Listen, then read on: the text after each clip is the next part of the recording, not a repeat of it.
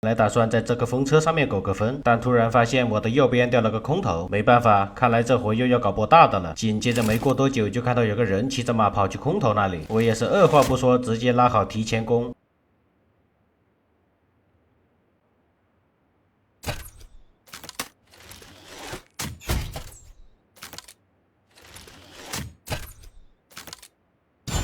打完这个人之后，我又听到度假村那边打了起来，于是我一不小心就起身看一下有没有机会，没想到刚起身就看到地上有个倒地的 KD， 在捡这个 KD 的时候还看到树底下有个人，这个人还被路过的车队给放倒了，而我也是一不小心又捡了个 KD。 更让我没想到的是，很快就有人过来舔包，关键是他们两个舔烟也不封包，纯属是想让我随地大小烧。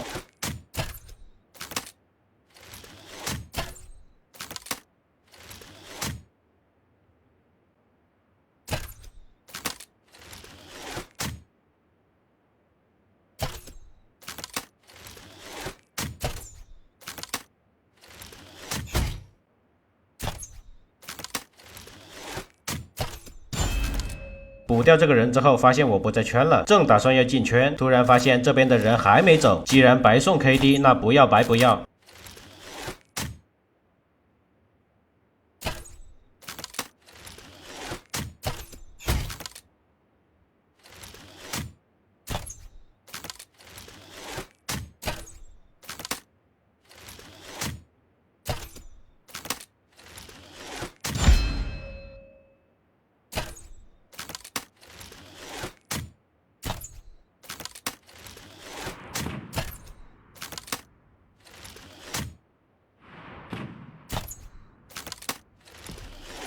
这里我也是没想到，这兄弟竟然自己往火堆里面跳。另外，刚才在打这边这3个人的时候，右边有个人在打排击炮，你们看他还在打，你也是真厉害，竟然敢在这种地方打排击炮，烧火棍了解一下。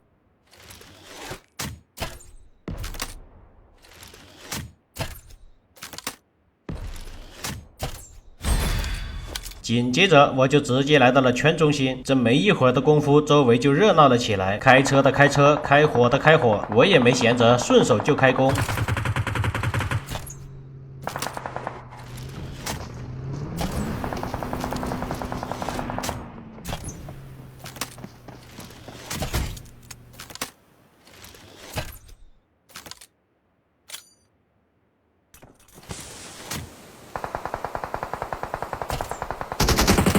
哎，我去，完了，被发现了！